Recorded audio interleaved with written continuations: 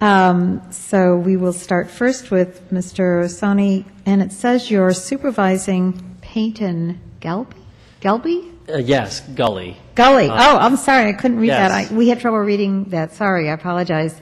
That's okay. fine. All right, so you are the applicant appellant, and you're yes. representing Harbor Community Church, and you will have 10 minutes. Yes, and my name is Jim Sani, and I direct, good evening, I direct the Religious Liberty Clinic at Stanford Law School, and we represent individuals and organizations with religious liberty challenges across the country. We operate in the context of a law school, so we operate under a student-led representation model. And so with your permission, my student, Peyton Gulley, will be making the presentation on behalf of the church, and I'm certainly available for questions. Thank you. Okay. Good evening, Madam Mayor and Council.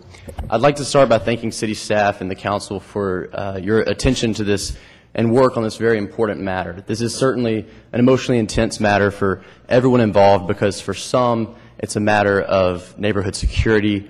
For others, it's a matter of basic human rights, and still others, a matter of religious freedom. But it's not a matter that has to end with a winner or a loser. And I thank the Council for taking a balanced approach to our appeal, hearing all voices and seeking solutions that best respect the rights and interests of all parties involved. In my short time, I'd like to make three main points. First, I'd like to discuss the Planning Commission's decision, the flaws in that decision, and which we urge this Council to reverse. Second, I'd like to discuss the implications of federal law on this Council's own decision. And third, I'd like to discuss the options that the Council has before it.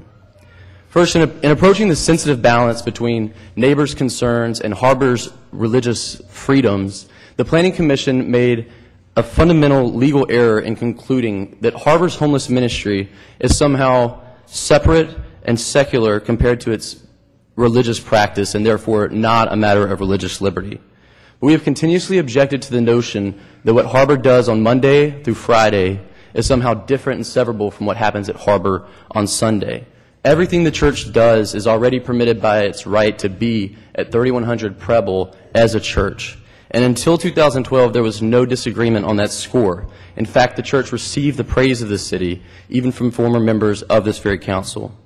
Harbor's ministry supports the hand-up approach of this city, and you'll hear from many people who have taken that hand-up off the streets and into productive lives in Ventura. But it's crucial, however, that this council recognize that Harbor's homeless ministry is different than secular social services in very important and legally significant ways. What is secular for some organizations is sacred for Harbor. Harbor believes that all of its congregants, homeless or not, are called to worship 6 days a week. They believe that meeting the needs of their most needy congregants is nothing less than a call from the mouth of Jesus Christ. To conclude, as one planning commissioner did, that their services are somehow comparable to a laundromat or a fast food chain is just inaccurate and frankly offensive. Indeed, eating bread and drinking wine in many contexts is a secular activity, but when we do it within the confines of a church and in remembrance of Jesus Christ, it becomes a sacred practice, something protected by law. Likewise, providing a shower, providing laundry service, and sharing a meal, those are secular activities in some contexts. But when they take place within the walls of Harbor Church and out of a duty to God, they too become sacred activities that are protected by law. As our briefs outline, both the Justice Department and numerous courts support that view. The Supreme Court has stated clearly, as Commissioner Beck urged below, that it's not the role of government to decide what is and is not religious practice. And that brings me to my second point, why federal law not only forbids this council from deciding what is and is not religious practice for Harbor, but also prohibits this council from outright denying Harbor's permit without carefully considering and trying alternative solutions. The Religious Land Use and Institutionalized Persons Act is not a trick that's buried in some dusty law library. It is a relevant and binding federal statute passed by unanimous Congress to ensure that zoning requirements would never be used to place undue substantial burdens on religious practice. It was passed for situations just like this. Congress foresaw that neighbors may sometimes become discontent with religious activity that goes on in their neighborhood. Congress foresaw that often the voices of the many neighbors may outweigh the voices of the few unpopular religious followers. As a result, they passed RLUIPA to ensure that when an unpopular religious practice comes up within a community, the government is restricted from using permits to put an end to that religious practice. The Planning Commission didn't seem to consider that RLUIPA's favored treatment of religious land use requires municipal decision makers to stop and truly consider and try out all alternative solutions before putting a substantial burden on a religious practice. And as described in our brief, federal courts have consistently overturned decisions by cities that have refused to consider RLUIPA's favored religious land use. In applying RLUIPA here, it's important to note that denying Harbor's permit doesn't just place a substantial burden on their religious practice, it kills it. RLUIPA requires that even if a municipality has important concerns like public safety, that municipality must show that the actions it takes has as little impact on the religious practice as possible. And it can hardly be said here that denying outright Harbor's permit has the least impact on its religious practice.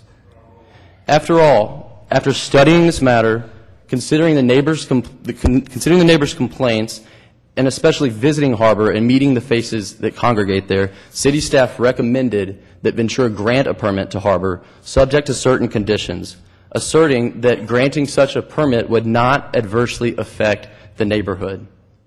Harbor deeply respects its neighbors' concern for peace, stability, and security. But Ventura's homeless are citizens of Ventura too. They are citizens of the United States and deserve equal protection under its laws. They deserve the same rights as you and I to join a church or to not. The right to worship at that church on a Sunday, or 3 days a week, or 6 days a week as they see fit.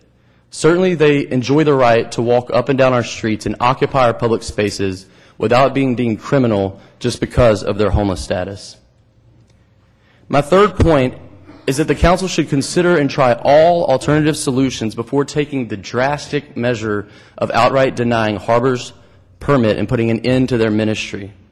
The Planning Commission's decision was largely based on misconceptions that Harbor would not follow reasonable conditions placed upon it. Harbor is willing to take action to make the neighborhood safer. We never imagined that our legal objections to the city's proposed conditions would be wrongly perceived by the Planning Commission as any indication that we would not follow reasonable conditions. Let me be clear, Harbor has never once indicated that it would not follow the law. In fact, Harbor has already voluntarily implemented some of the conditions that were proposed by the city, such as beefing up its patrols of the neighborhood, increasing pickups and drop-offs within the city but outside of the neighborhood, implementing a hotline, and holding bi-monthly community meetings.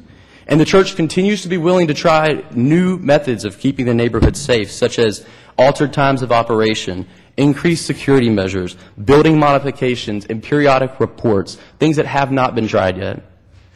Further, there's been discussion of relocation.